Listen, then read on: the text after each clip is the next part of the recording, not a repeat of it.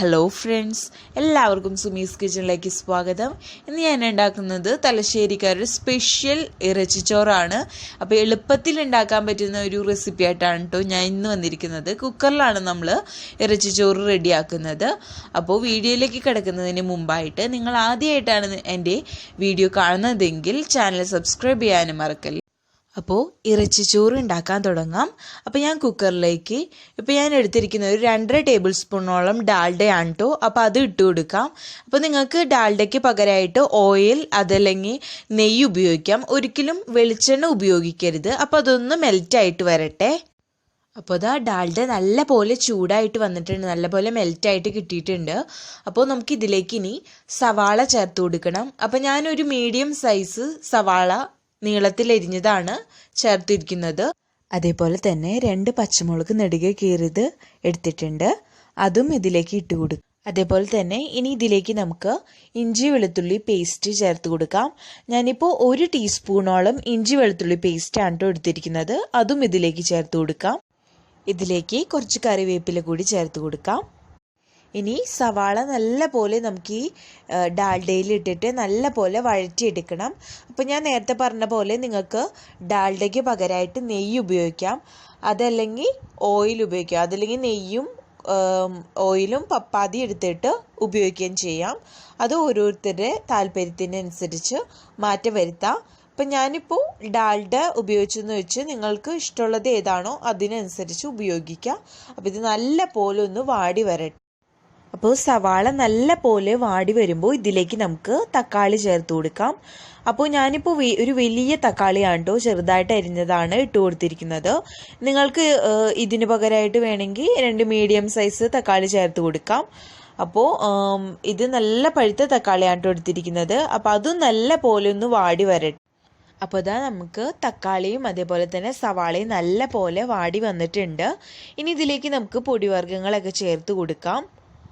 അപ്പോൾ നല്ല പോലെ ഉടഞ്ഞ് കിട്ടിയിട്ടുണ്ട് കേട്ടോ. അപ്പോൾ ഇതിലേക്ക് ഞാനിപ്പോൾ ഒരു 1/2 ടീസ്പൂണോളം മഞ്ഞൾപ്പൊടി ചേർത്ത് കൊടുക്കുന്നുണ്ട്.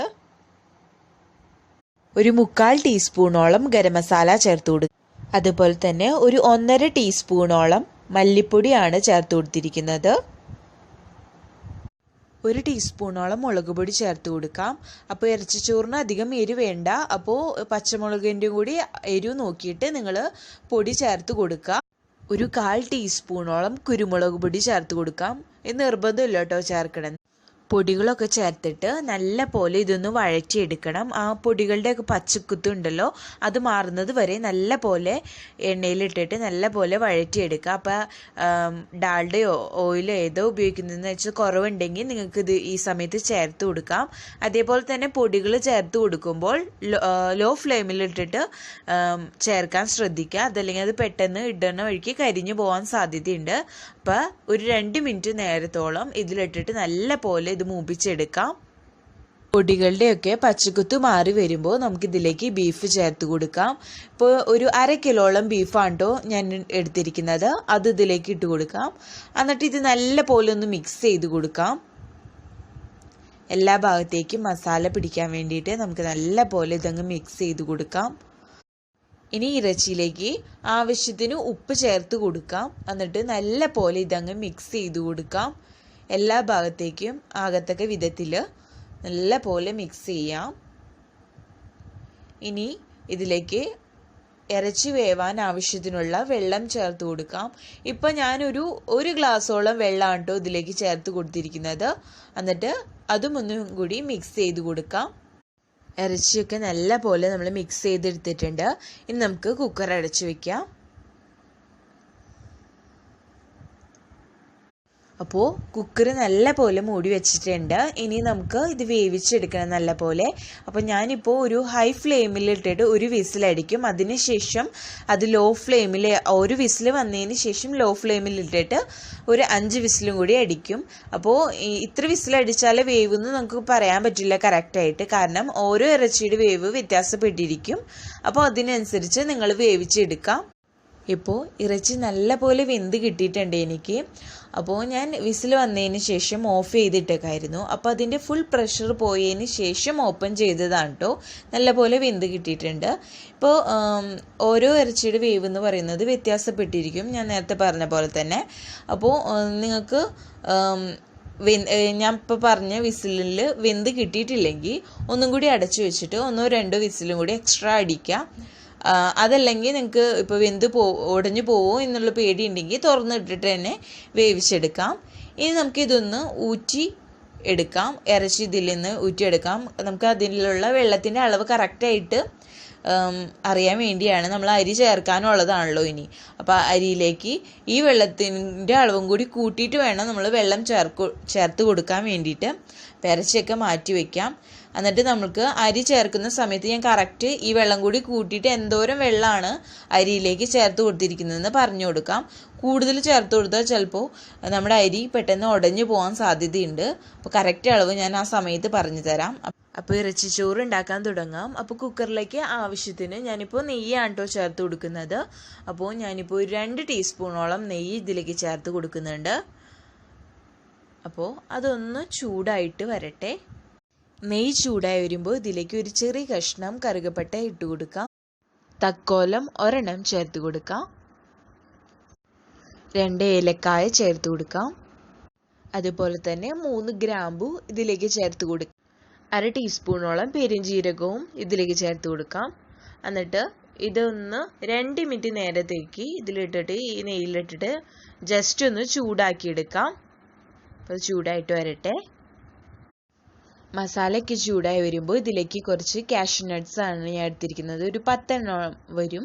അപ്പോൾ അതും ഇട്ട് കൊടുക്കാം. എന്നിട്ട് ഇതിലിട്ടിട്ട് ഒന്ന് ആ കളർ മാറുന്ന വരെ ഗോൾഡൻ നിറായി വരുന്നത് വരേക്കും ഒന്ന് റോസ്റ്റ് ചെയ്തെടുക്കാം. നിർബന്ധമില്ല കേട്ടോ, ഓപ്ഷണലാണ്. അപ്പോൾ അതൊന്ന് ചൂടായിട്ട് വരട്ടെ. കാഷ്യൂ നട്ട്സ് ഒക്കെ നല്ലപോലെ റോസ്റ്റായി വരുമ്പോൾ ഇതിലേക്ക് സവാള ചേർത്ത് കൊടുക്കാം.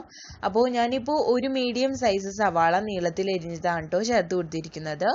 അപ്പോൾ അതും ഈ നെയ്യിലിട്ടിട്ട് നല്ലപോലെ ഒന്ന് വാട്ടിയെടുക്കാം. അപ്പോൾ അതൊന്ന് വാടി വരട്ടെ. അപ്പോൾ സവാളയൊക്കെ നല്ലപോലെ വാടി വരുമ്പോൾ ഇതിലേക്ക് നമുക്ക് റൈസ് ചേർത്ത് കൊടുക്കാം. ഞാനിപ്പോൾ 250 ml കപ്പിൽ 2 കപ്പ് അരിയാണ് കേട്ടോ എടുത്തിരിക്കുന്നത്. അപ്പോൾ അത് ഞാൻ ഒരു 20 മിനിറ്റ് നേരത്തോളം വെള്ളത്തിൽ കുതിർത്തിട്ട് വെച്ചിരിക്കുന്നതാണ്. അപ്പോൾ അതും ഇട്ട് കൊടുക്കുക അതിലേക്ക്. അപ്പോൾ നമ്മൾ വെള്ളത്തിൽ കുതിർക്കണേക്കാളും മുമ്പായിട്ട് അത് നല്ല പോലെ കഴുകിയിട്ട് വേണ്ടോ അത് വെള്ളത്തിലിട്ട് വെക്കാൻ വേണ്ടിയിട്ട് 20 മിനിറ്റ് നേരത്തോളം വെള്ളത്തിൽ കുതിർക്കാൻ വേണ്ടിയിട്ട്. അതല്ല കുതിർത്തതിന് ശേഷം നമ്മൾ വെള്ളത്തിൽ കഴുകുകയാണെങ്കിൽ അത് അരി ഒടിഞ്ഞു പോകാൻ, അതായത് നുറുങ്ങി പോകാൻ സാധ്യതയുണ്ട്. അപ്പോൾ അത് ഒഴിവാക്കാൻ വേണ്ടിയിട്ടാണ് ഞാൻ അങ്ങനെ പറഞ്ഞത്.